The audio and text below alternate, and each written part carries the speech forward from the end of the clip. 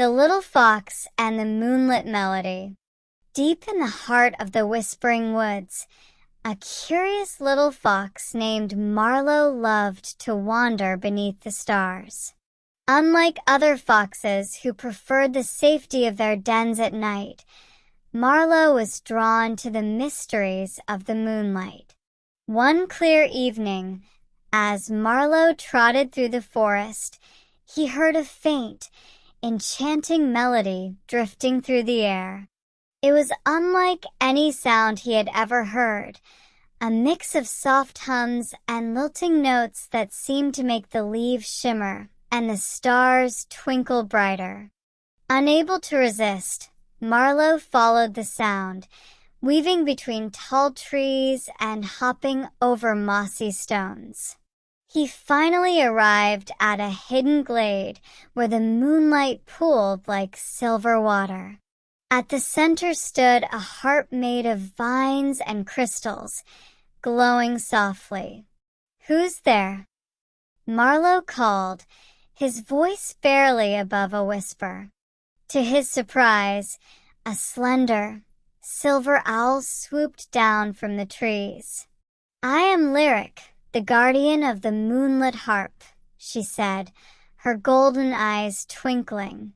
"Only those with a pure heart can hear its melody. What brings you here, little fox?" Marlo hesitated. "I don't know. I just felt the music calling me." Lyric tilted her head thoughtfully. "The harp's music is a gift, but it is fading. The forest grows quieter each night. If you are willing, you could help restore its song." Marlo's ears perked up. "How can I help?"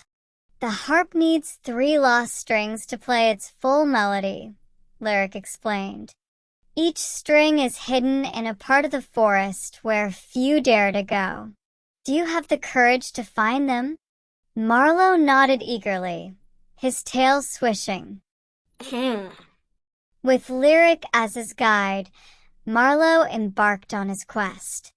The first string was hidden in the misty hollow, a shadowy part of the forest where thick fog obscured everything. Marlo relied on his sharp nose and keen ears to navigate the maze-like terrain. After what felt like hours, he found the golden string tangled in a bush and gently freed it. The second string lay at the base of the echoing falls, where the roar of water made it hard to think.